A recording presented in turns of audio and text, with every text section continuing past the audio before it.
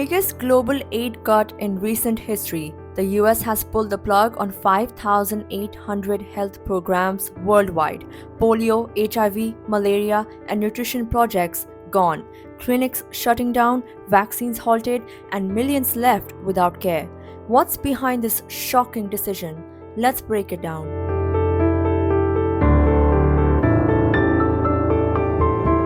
Emails went out from the US State Department Wednesday afternoon.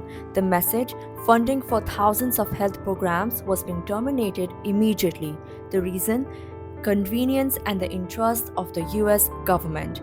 This marks the end of US aid-backed projects that were lifelines for millions. Even programs that had been deemed essential and life-saving weren't spared.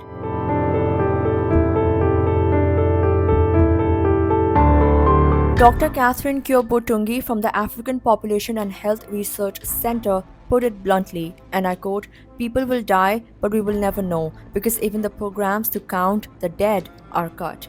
End quote.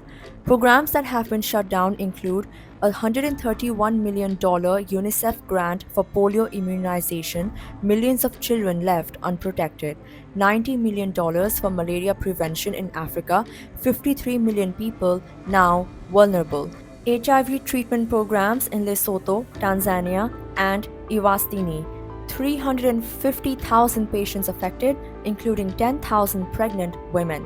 Yemen's malnutrition project, 1 in 5 children critically underweight, now with no support.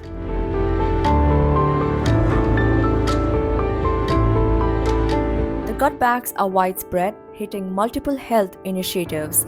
Tuberculosis treatment. Last year, the WHO program helped 3 million people, including 300,000 children. Now, funding is gone. Ebola response in Uganda, tracking, surveillance, and safe burials have been halted. Medical supply chain in Kenya, $34 million in supplies cut off, affecting HIV, malaria, and TB treatment. Shelters for victims of rape and domestic violence in South Africa, 87 shelters closed, impacting 33,000 women. Water access in DR Congo, the only supply for 250,000 displaced people, is now gone.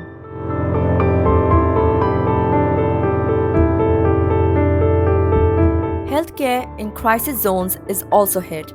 In Nepal, pre- and postnatal care for 3.9 million children and 5.7 million women cut. West Africa, treatment for neglected tropical diseases like trachoma is now gone. Nigeria, 5.6 million children and 1.7 million women losing severe malnutrition treatment. Sudan, health clinics in Kordofan region shut down.